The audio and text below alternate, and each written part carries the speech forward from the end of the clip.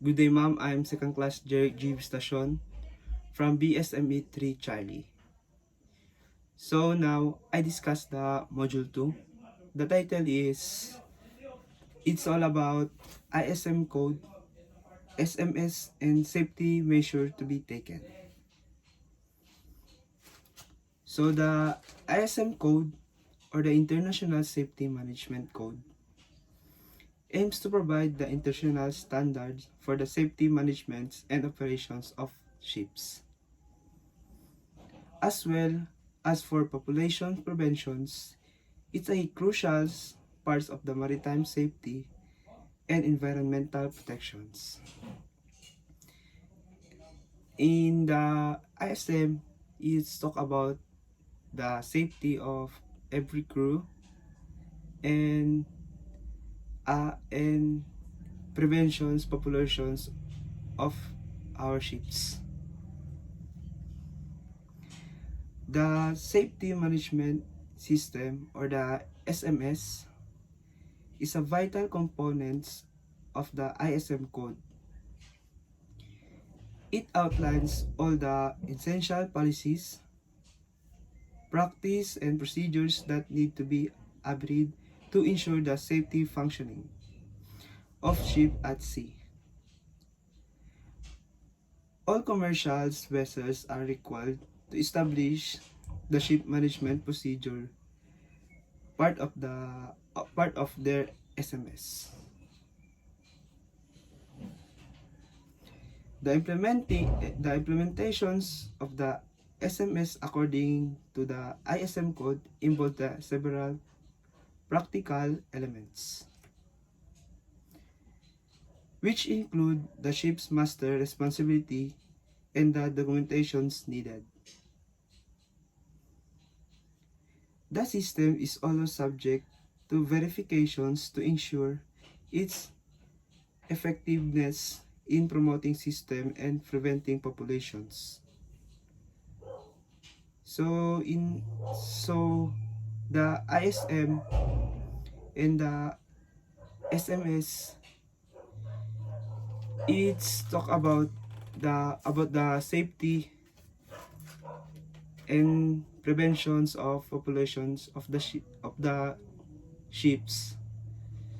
Then it's talk about we should be practice that every management or company that is required, we should so that we should be practice about safety. So the International Safety Management, the ISM code, is an essential framework providing an international standard for the safe management and operations of the ships,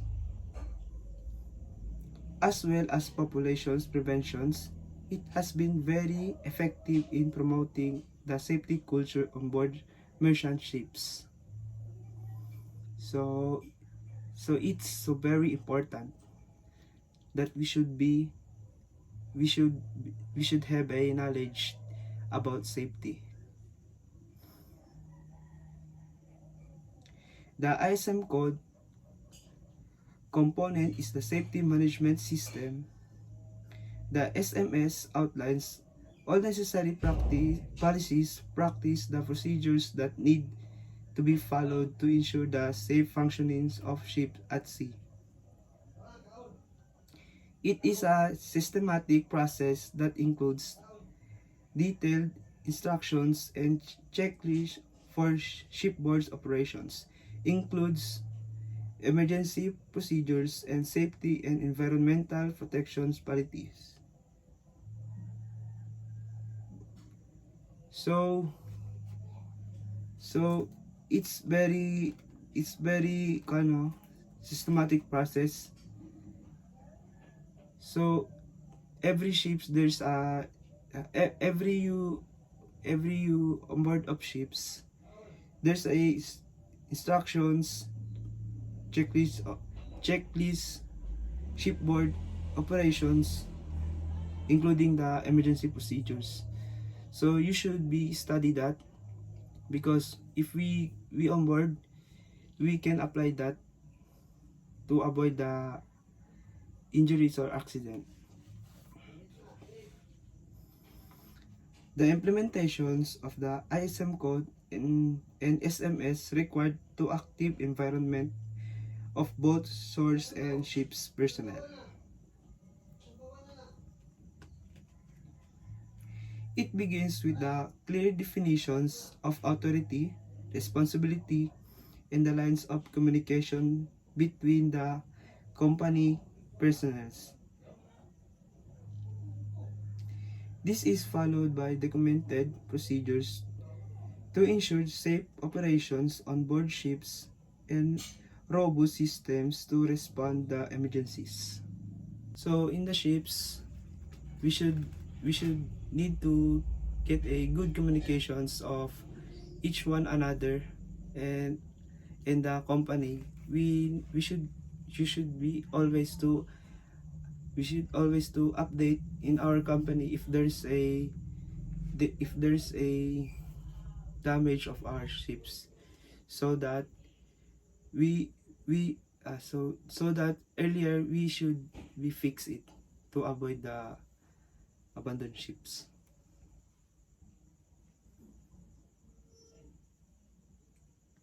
So the ISM code also mandates the companies conduct international safety audits to verify whether safety environment protections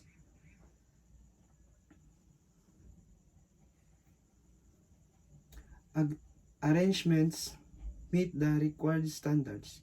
These audits, along with the necessary corrective actions from the continuous cycles of improvement that enhance safety, population preventions on board ships. So, as while I said that we should be always we should be practice the how the safety to avoid the accident. However, the implementations of the ISM code and SMS also face challenges. This include needs for a safety cultures that encourage continuous learning and improvement. The complexity of the code, the extensive documentation required despite these challenges. So the ISM code and the SMS have significantly contribute to the improvement of the safety in the maritime industry. So the ISM and the SMS, we learn here to improve our to improve our to improve ourselves and safety, and to improve ourselves and practicing about safety standards in maritime industry. In in conclusions, the ISM code and the SMS plays crucial role ensuring the safety and the environmental protections of ships. They provide the comprehensive frameworks for managing safety and preventing populations, contributing significantly to the improvement of the safety standards in maritime industry. So that's all, ma'am. And short my short summary here is the ISM and the SMS is talk about the safety and and and and the preventions of the population of the ships. So we need to be practice that because it's so very important of the ships and the maritime industry.